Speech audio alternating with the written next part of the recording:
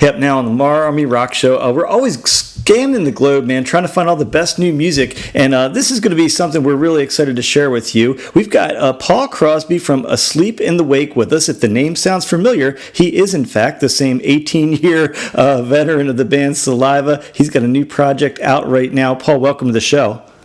Hey, thanks for having me, man. So, we had you on to talk about the new project. So, it is called Asleep in the Wake. Why don't you introduce folks a little bit to who's in the project and a little of the bio of the formation of the band? Okay, so there was a band, we're based out of Houston, Texas, for one, and there was a band here that called Saturate. They toured pretty regionally. They actually did a bunch of tours with Saliva back in the day, and they were together for 10 years. They disbanded, and I decided to leave Saliva around the same time, but I wasn't really looking to do another band just yet. I actually have a studio, and I was focusing more on producing bands and managing bands, because I also manage bands. And then Mike Mexis, who is our guitar player, he made a post on Facebook, and he was like, "Hey, I want anybody can track me for some ideas I have." So I hit him up. I was like, "Mike, come over, man. I'll track you, whatever, and I'll even play some drums on your ideas for you, to get you going."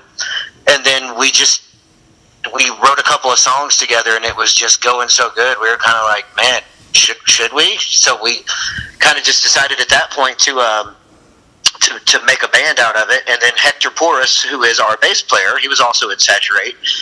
He kind of, whatever Mike's doing, he kind of does anyway, so we kind of brought him in the mix. And then whenever we were wanting to bring in the vocalist, there's a band from Houston called To Whom It May. You guys, everyone may have heard of them. They're a pretty good-sized band now. They were a band. Two of those guys were in a band called Mellovine before To Whom It May, and our singer, Matt Neese, was the singer for that band. And we kind of all wanted to work together at some point anyway, and the cards just kind of fell in the right direction, so there it is. So I know people are going to be really happy to see you playing music and continuing to make music. I know you're doing the production, but they want to still see you perform. So, Tell us a little bit about the debut single, Like You. Tell me a little bit about that tune and kind of how that came together. Actually, that was the first song that that we wrote together. When we started getting together, before we were even going to be a band, we kind of just threw. That was one of the first. I'm sorry, it wasn't the first. It was like the second or whatever. But Mike just threw that riff out, and I was just on the drums. Like the way we're doing this is, nobody comes in with full songs written. We kind of just plug in, and somebody will start jamming a riff, and I'll start throwing a drum beat, and we kind of just go with it. And that's kind of how that song came about. Mike just started chugging that little riff at the beginning, and I was playing drums, and then we kind of wrote it on the fly, and then Matt scribbled down some vocals, some lyrics for it pretty quick, and we were just kind of off and running with a demo of it. Now, I don't know if this question would be better phrased to Matt, being with its kind of lyrics-based, but the lyric video has some kind of intense imagery to it. So tell us a little bit about the decision behind, like, what's going on in that music video. The lyric video, we actually, a good buddy of ours, Brad Owens at Snake Productions and Graphics, he did that video for us, and we just let him run with it on whatever he felt with it. We didn't really give him a bunch of pointers, so all of that content was kind of just the designer's kind of what he envisioned for it. We're actually going to be shooting the actual video for that song on the 18th, and it won't have obviously that kind of content in it, but it's going to be pretty cool for sure. Now, folks we're going to play the Like You single this evening on the rock show, but for folks that want to get a little bit of the vibe of the style of the band who know your work with Saliva, how do you describe it to people? And I think, from my hearing, they're going to really like what they hear. Man, that's really hard for me to pinpoint on, because it doesn't sound like Saliva, and it doesn't sound like Saturate. It's kind of weird. We don't really aim to sound like anything. Like I said, we just get together, plug in, and whatever comes out of our souls, that's it. But it's definitely a lot heavier than Saliva, a lot more double. I'm using a lot more double bass finally. And I mean, if you're into heavier stuff, I think you're going to be pleasantly surprised. Now, tell us a little bit about the plans for the band as far as releases. Are we looking for like a release of there's all kinds of models these days. Some bands do a string of singles, some do an EP, some do a record. What are you guys planning to do as you roll out all the new music? Right now, our plan is we dropped that single. We're working on a 6-song EP. We're actually working on a whole record's worth of stuff, but right now we have 6 songs completely tracked. 3 of them are already mixed and mastered. We're planning on releasing that EP sometime late November. However, we are still in the process right now of shopping for record labels to work with. So if something like that comes into play, that could change the whole trajectory of that, and it could turn into a whole album. But as we're doing it independently, we're staying the course we're dropping a 6-song EP at sometime late November. So you have such a long history in being with Saliva. In some ways, do you feel like some freedom being an independent band, like being able to kind of do whatever you want for a little while? Yeah, it's definitely refreshing, but at the same time, it's kind of, where I want to go with this band, it would be, I could get there faster with the help of the right label. Not just any label, it would have to be the right label. So, but it is nice in the meantime to have complete control of everything right now. So I'm enjoying that while it lasts. Now, so if I read into it, maybe with the EP coming out, can we read into that maybe you're going to be looking at doing some touring and have that EP available? Talk to us about like live performances and what we might be able to expect.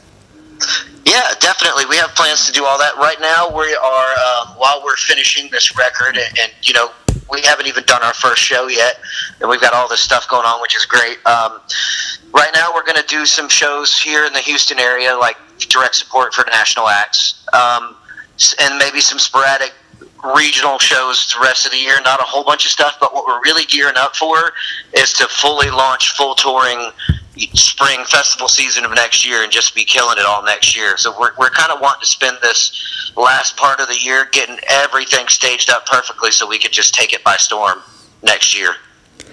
I kind of really was fascinated by the cover art for the single. It's kind of an interesting, weird thing, like a skeleton, a guy with some horns on it. Tell us a little bit about that artwork and who was responsible for that. Believe it or not, I can't remember the guy's name because he's a buddy of my guitar player and bass player, and he's an artist. And he painted that picture, and he has a whole bunch of paintings. And we were just looking for something just to use for that single cover, not the full record cover. Just to have some artwork for the single, and he was like, hey, take a look at my paintings, you're welcome to use any of those that you want. And that one just kind of caught our eye. It doesn't really have any relevance to the song or anything like that. We just kind of thought it was a cool painting, so we threw our logo on it and used it for the single artwork.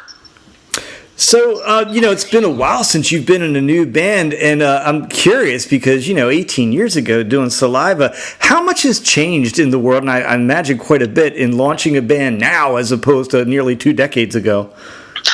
Oh, it's the polar opposite, but the thing about it is, fortunately for me being a veteran of that many years in, not just Saliva, but in the industry as a whole, I've accumulated a bunch of contacts. It's a lot easier for someone in my position, I think, to relaunch a brand new band. I would be petrified if I were starting out right now and just trying to launch a band from ground zero with no contacts. It's about 100 times harder now, I would think, to do it that way. Do you think it's just because there's so many more, is there a lot more competition now only because of the presence of the internet, or is it actually, is the competition the hardest part now? Man, I really don't think it's the competition because I really think what it is, honestly, is the fact that, there's not as many record labels signing as many bands because, music people are getting music free off the internet, blah, blah, blah. So that's why it's harder to actually get a good record deal. Anybody can release their own record now that, on iTunes or whatever, but labels aren't really signing a whole bunch of bands like they used to because there's not as much money to go around. So that's my take on it. Well, again, the band is Asleep in the Wake. The new single is Like You. And I hope I could just indulge you with one or two more quick questions relative to your great career. 18 years in Saliva, I mean, that's nearly 2 decades. That's crazy. What was the top of the game moment for that band? Like, what was that era, that tour, or when was it, like, pinnacle for Saliva as a band in your memory?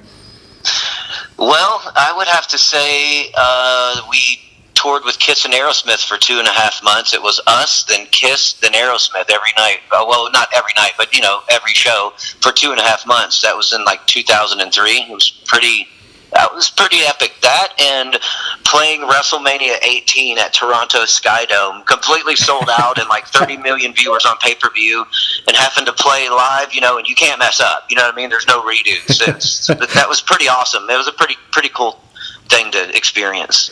That band had so many tentacles reaching out in the musical world. I mean, one of my favorite things I love about, besides always watching the band live, was I actually found Pop Evil through you guys, because I went to see a Saliva show and found Pop Evil. There's probably so many people. On one of their first tours, yeah. So, hey, one more thing I want to ask you about. I'm a huge Shinedown fan, and I didn't know this until I was researching this interview, that Zach Myers filled in for a little bit with Saliva. How did that happen?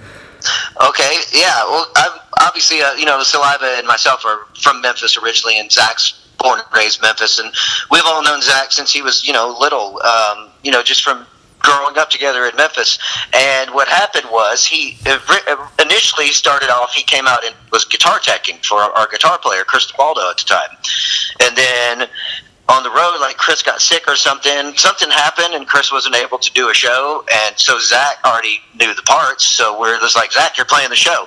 So he was, he's all dirty from teching all day. He has to clean up real quick and then go on stage, play, and then get off stage and then tear back down. So he filled in for us a few times like that for Chris while he was guitar teching for us. And then I think after that he started guitar teching for Shinedown, and then he did some filling in for them, and he kind of worked his way up. He's pretty awesome, man. Man, that's really cool. I was like stunned to see that name, and just in a lot of ways, the rock and roll world's kind of small sometimes. How many interconnected parts there really are. So, yeah. So, hey, Paul Crosby, the band is Asleep in the Wake, and they're from Houston, Texas. They've got a single out right now called Like You. We're eagerly going to await the release of the EP. And, Paul, man, thanks for taking time today. We wish you the very best of luck with the new project. Awesome, man. Thanks for having me.